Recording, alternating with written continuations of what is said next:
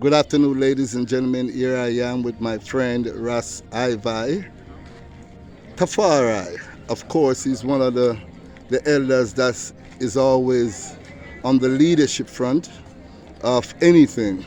Today we pay our final respect to Maa Ashanti, Matriarch. Ras Ivi, Maa Ashanti, what does she mean to you? Maa Ashanti was like a mother, one of the matriarchal figures where you look up to. As a young man coming to Nyabingi, in my early years with my young, beautiful empress, I look at Ma, she was also a beautiful matriarch in age at that time too. And I imagined her being younger like my empress was at 19, that she must have been most beautiful. And I saw her alongside one of our beloved elder who was one of the what you call most skilled brethren on the repeater drums, Pa Ashanti. And I used to admire Ma Ashanti, the way she was attentive to Pa, and say, wow, I would love my empress to be as attentive to me as I see Ma was attentive to her kingman Pa Ashanti. But in terms of the Nyabingi representation and chant and the devotion to the liberty, she was an example to any young sister coming in the order, as well as among her peers that included Baby I, Sister Daphne, Mama Yuda, all the other great matriarchs, daughter Bubbles, daughter Aina, and all of those sisters, Sister Vic, all those sisters were with Ma. And they were a beauty to behold when you see those matriarchs all in white with red, gold, and green coming and being a part of the Nyabingi choir. It was like Zion on earth.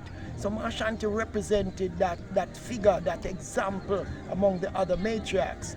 Her passing has really dealt a blow, because I have traveled with Maa Ashanti to Ethiopia. We were there in the centenary year, and as a songwriter, when I wrote a centenary chant, Ma also wrote a chant for His Majesty's centenary and performed it in the tabernacle in Shashamane. So, and then we were in the US Virgin Islands at another time, we were in Florida at another time, we went all over together, representing this liberty. So Ma was really close to our family, because when you go to a Nyabingi, you must see a Ma Ashanti, as well as a Pa Ashanti and the other matriarchs and patriarchs of the order.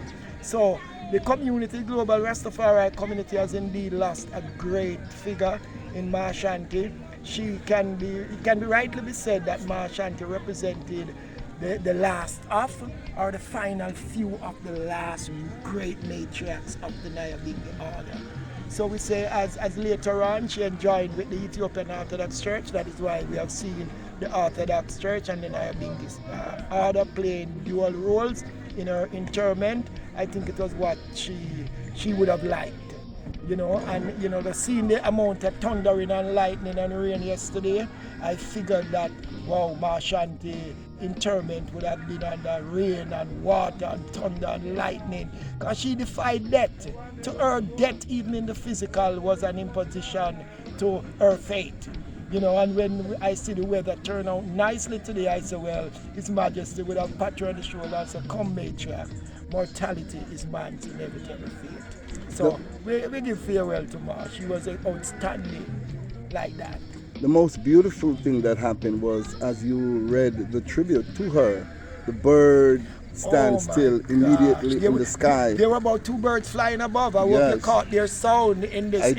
I did. And there were two birds who just flew over and was just giving a nice farewell to Maa Ashanti. So we give thanks, Big Stone, and give thanks to the I too, because at last minute call, you were here on hand to capture for the global family what we did here today in honor of Maa Ashanti. So enough love, Big Stone, Rastafari. It was my honor, anytime you call Ras Ivi, I will answer your call, because the legacy of such a great woman, a great matriarch, must be documented, so that our future generation will see and hear and learn of this great, great matriarch in Maa Ashanti. It was my honor. Rastafari.